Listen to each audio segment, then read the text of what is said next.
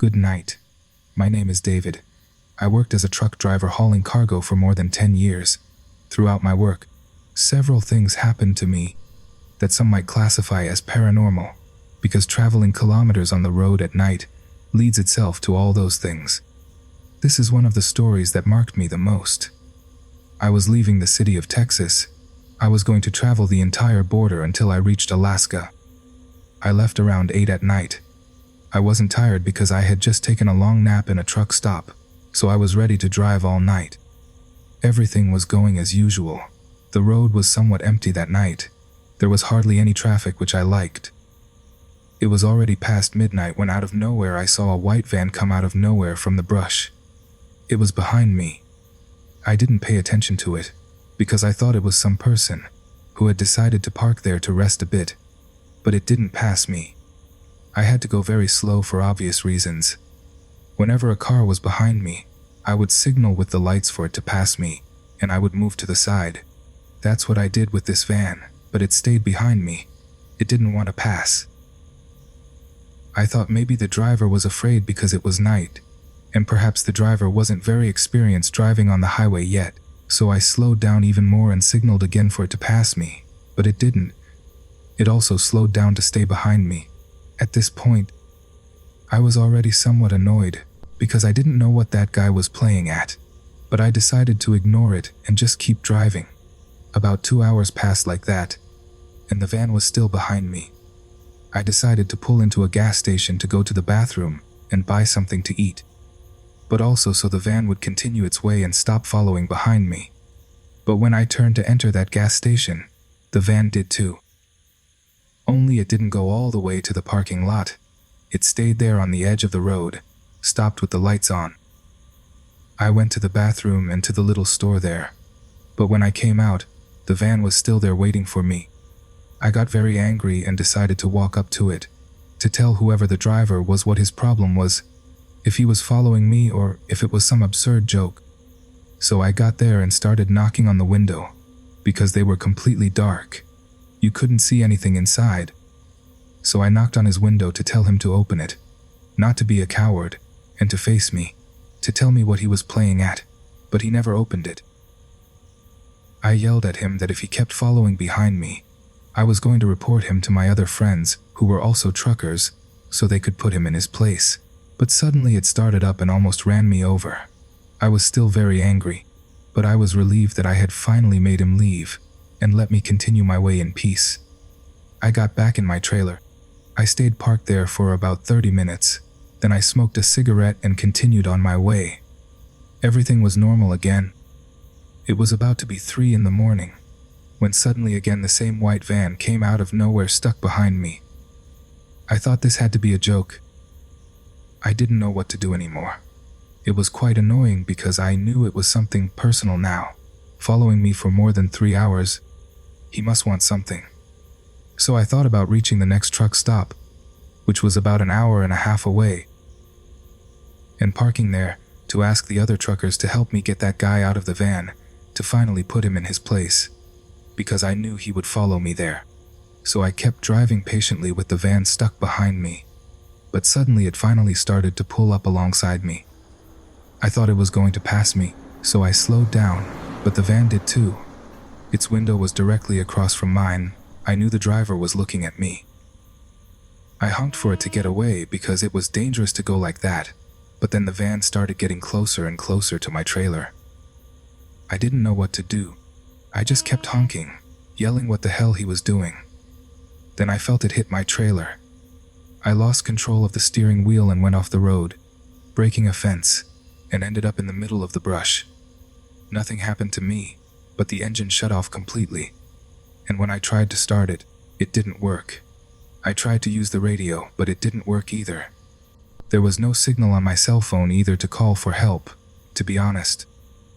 I was a bit scared, because I was in the middle of nowhere at 3 in the morning, without communication and without anyone to help me. As if that wasn't enough, suddenly I saw some lights approaching, and my heart stopped when I saw it was that white van that had been following me all night. It parked behind me and turned off the engine and the lights. I locked the window and took my knife that I always carried with me The only thing I could think of was that it was some criminal group that wanted to kidnap me because insecurity was at its peak. But about 5 minutes passed, and no one got out. I made the difficult decision to get out and try to talk to the guy so he would leave me alone and go away. So that's what I did. I walked slowly to where the van was, with the knife in my pants pocket ready to use it. I was shining with my cell phone flashlight because you couldn't see absolutely anything. We were far from the road. Everything was brush with the sounds of the night in the background. I got to the van and stood next to its window and knocked twice, asking, "Hello, can we talk? Lower your window, please." But there was no response. I tried to peek in, putting my head to the window with my hands on the sides of my eyes to see inside. Hey friends, there was absolutely nothing there. I peeked in the back, and there was nothing either, just a bunch of trash. You could tell the van had been abandoned for a long time. I opened the door. There I confirmed it was completely empty. I can't explain the horror I felt. I just wondered who had been driving it all that time following me. I ran back to my trailer, but before getting in, I saw a figure standing in front of my trailer a few meters away. I saw his shadow from the truck lights. I said, "Hello," to him, but he didn't answer me. He just made a sign with his hand telling me to follow him. I hesitated, but I did because I thought he needed help. He was walking very fast. I could barely see him in the distance. I must say that place smelled very bad, like dead animals. I kept walking following the figure, when suddenly he stopped looking at a specific spot on the ground. I ran to get there, but when I arrived, the figure was no longer there. I looked for him with my cell phone flashlight and yelled to see where he was, but he didn't appear again. Then I turned my head to the ground where that figure was staring fixedly. And there were 3 lifeless bodies that I don't know how long they had been there, because you couldn't even tell if they were men or women. I was very shocked to see that. I ran out of there and got into my trailer, but the white van was no longer there. It had disappeared. I tried to start the trailer, and on the first try it started like a miracle. I got out of there and called the police to report the discovery. I was driving with tears in my eyes. I was very shocked by what I had just seen. I arrived at the truck stop, and there were 2 coworkers who, seeing how I got out of my trailer, ran to see what was happening. I didn't even know how to explain to them everything that had happened that night. As best I could, I told them, and they stayed there accompanying me, which calmed me, because I couldn't continue driving like that. Then I received a call on my cell phone. It was one of the detectives who had arrived at the place I indicated. He said they wanted to ask me some questions, and I told them where I was. About half an hour passed, and they arrived there. There were 2 detectives. They asked me how I had found the bodies, what I was doing there in that place.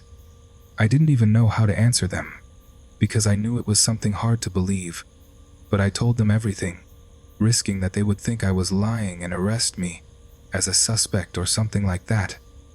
When I finished telling them, one of the detectives took out a photo and showed it to me. It was the photo of that van that had been following me all night. He asked me, "Is this the van?" I looked at it surprised and told them yes, that was it. They looked at each other, and the other detective started telling me that that van belonged to those 3 young people who had appeared lifeless in that brush. They were 3 students who had been missing for weeks. Their families reported their disappearance and said they had left on the road toward Wyoming for a report they were going to do there about the missing women in that city, since they studied journalism. But they never arrived at their destination, and for 2 weeks there was no news of them. That's why it was very important to know how I found them, because the young people had been deprived of life by shots, and they wanted to clear me of links with criminal gangs. I was very shocked. I burst into tears and told them that was the truth. The detectives told me to calm down and that if I remembered anything to call them. After that they left. I was very affected after that, just thinking that those kids, those souls had chosen me so that I would find their bodies and their families would stop looking for them. That has been the hardest story of my entire working career as a trucker. Thank you for listening to me. Before continuing with the next story, I would like you to leave your like on this video, just so I know if you are enjoying our content.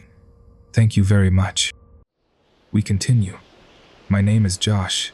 For a long time I worked as a transporter for several companies. Now I am retired because I am 70 years old. But in all my time as a trucker, many paranormal things happened to me. And this one I'm going to tell you happened to me 20 years ago. I was transporting construction material from Phoenix to the state of Florida. I had already been traveling for 10 hours. Night fell. But it was something I liked a lot, traveling at night because the roads were a little emptier. I liked that feeling of tranquility and solitude.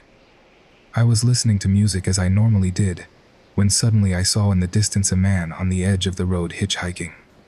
I immediately pulled over. Back then it was very common to see people asking for a ride, and I always agreed. I liked helping people. So this time was no exception. It was a man about 60 years old. He was wearing dirty and somewhat old clothes. I asked him, "Where are you going, friend?" And he told me he needed help. His truck had broken down a kilometer ahead, but no one was passing to help him. I told him to get in, that I would take him and try to help him with my tools. The man got in and sat in the co-pilot's seat. He was very quiet. I asked him which company he worked for, but he didn't answer anything. Then I asked him if he was okay, because his clothes were torn and somewhat dirty, but he still didn't say a single word. We had already passed the kilometer he told me, and we were supposed to have reached where his truck was, but there was nothing. I asked him if it was further ahead, but he just pointed with his finger forward as if to keep driving. So I continued. But the more time passed, the more nervous I was getting, because there was no truck pulled over on the road, and I realized we had returned to the same place where I picked him up. I was very surprised because it was impossible for us to have returned there if I had just driven straight. There was no way to return to the same place. I didn't know what was happening. The man hadn't said a single word since he got in my truck.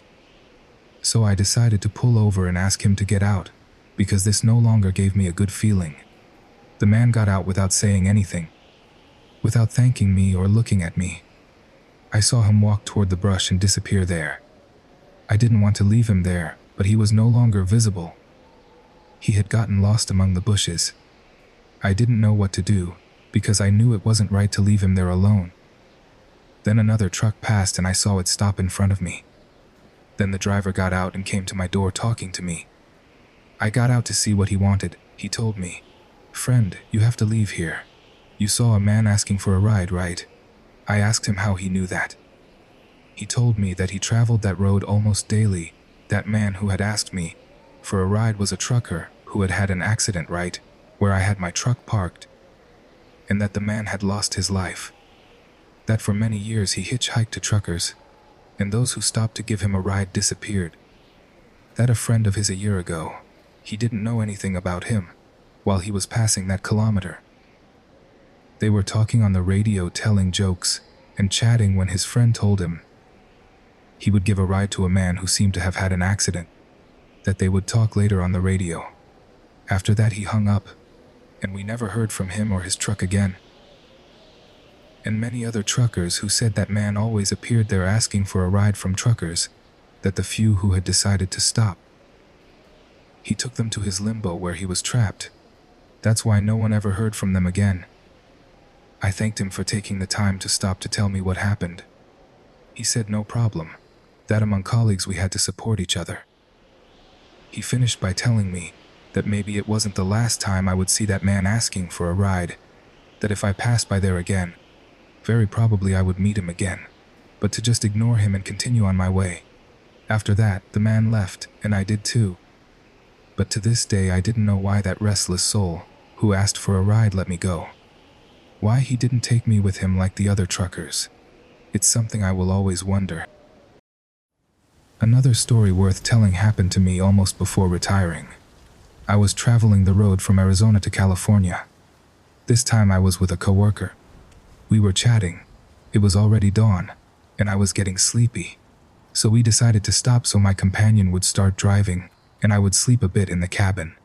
When he got behind the wheel, I was just lying down in the back when he told me, "Josh, look what that is." I opened the curtain to peek out, and it was an animal walking on two legs approaching our truck. We couldn't see yet what it was because it was still far away, but it looked so strange and even chilling. My companion asked me if it was an animal or a person, or what that thing was. I told him to get us out of there. Whatever that thing was, it was nothing good. So he tried to start, but we were stuck because it seemed it had rained and there was a lot of mud. He kept trying to get out, but the truck wouldn't move. That thing was getting closer, and it was taking more and more the shape of an animal. It was like an ox but standing on two legs. When suddenly it stopped, it didn't advance toward us anymore. We didn't take our eyes off it. We thought it wanted to attack us. I told my friend to move aside, that I would try to move the truck, but my attempts were in vain. One of us had to get out to see how to move the tires, but neither wanted to do it, because that thing was still there standing looking toward our truck. I made the decision to get out to end this, but my companion told me not to do it, that thing was waiting for us to get out to attack us, or do something to us. I told him that I didn't believe in those things, not to be so superstitious, but he told me if I didn't feel that heavy energy that started to be felt since that appeared. The truth is I did feel it, and I also had a fear I had never felt. It was a very strange atmosphere, but I didn't want to feed his theory that that thing was evil. So I told him no, that I didn't feel anything, and to better help so we could get out of there. He asked me please not to get out, to listen to him. That his grandfather, who was also a trucker for decades, had told him that if an animal on two legs ever appeared to him in the middle of nowhere, to flee from there, that it was the most evil thing imaginable, and to pray to drive it away. I told him that I always carried an image of God, that my wife always put on the dashboard for me to protect myself, that we could use it to pray. He without hesitation took it and started praying out loud. He asked me to join him, and so I did.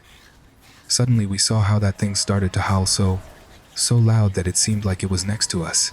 I started to sweat, and my legs were shaking. By God, I had never felt so much fear. We kept praying over and over the Lord's Prayer, until that thing started to walk backward, still watching us but moving away, and its terrifying howls little by little stopped being heard until we lost sight of it. My companion told me it's the moment, and he got out quickly to tell me which way to move the truck. We got unstuck very quickly and left there as soon as we could. In my life as a trucker, without a doubt, that was the most terrifying, chilling, and horrifying thing that happened to me. My name is Manuel, and I am dedicated to transporting merchandise in my trailer for some years now. It's a very heavy job with a lot of responsibility, and also somewhat dangerous because sometimes I have to travel on many roads in Alaska. Some more dangerous than others, either because of their sharp curves or because of crime. But this story I'm about to tell you surpassed those two things by far. That night I had already been traveling many hours. I was on the road between Dalton Highway and Elliott Highway. It started to rain very hard. I had little experience back then. I got a bit nervous, to be honest. The curves on that road are a lot, and more at night with rain. As I said, I had already been traveling many hours, so sleep started to set in. I knew I had to stop to rest a while, because it was dangerous to continue driving like that. But the next truck stop was still far away, so I looked for some place where I could pull over and go sleep in the cabin for an hour. I parked right in front of a hill. I entered the brush. I turned off my truck and took my umbrella and my flashlight to get out to go to the bathroom. Then I returned to my truck, but when I was walking, I saw that on the steps of my truck on the co-pilot side, there were shoe prints marked with mud, and the door was ajar because the inside light was on, and I had left both doors closed. I felt a lot of fear because I thought someone had gotten in while I was doing my needs, so I slowly opened the co-pilot door and pointed inside with my flashlight and asked, "Who is there? You have to get out." But no one answered me, so I decided to open the cabin curtain very slowly. But before opening it completely, I heard a man's voice crying, saying, "Help her, please. Help her." I pulled the curtain open at once, but there was no one. How could it be possible if that man was talking to me from inside there? I started to shiver, but I hadn't noticed a detail up on the bed in the very corner. There was a very old and dirty baby carrier with grass and mud on it, torn in some parts. I was very surprised because I didn't know how it had gotten there. I took it and threw it out of my truck because it didn't give me a good feeling. I closed the door and started my trailer. I didn't want to sleep anymore. I just wanted to leave there. I was very nervous about what had happened, and also very tired because I hadn't slept in almost 20 hours. So while trying to get out of that brush, I hit something. I reversed a bit and got out to check what it was, and if something had happened to my truck. When I walked to the front, I saw that there were 3 large cement crosses. My truck had broken 2 of them. I approached to see if there was something that could be, and then I saw on the ground on a small headstone it said, "Rest in peace Pi Almensa family," and there was a framed photo where a woman, a man, and a baby about 1 year old appeared. Apparently they had had an accident in that place and had lost their lives. Everything made sense at that moment. I was sure that those footprints and that voice I had heard were from that man, that restless soul asking me to save his baby. I started to cry because my wife was pregnant. I was going to be a dad very soon. I couldn't imagine the terrible pain of that man, who even as a deceased tried to protect his daughter. A sad story of those that mark you for life. Thank you very much for watching this video. I invite you to subscribe to see more terrifying content. Join the Tales of the Night community. Like the video and share it with your friends. A lot of content is coming. Help me spread the fear. Until next time.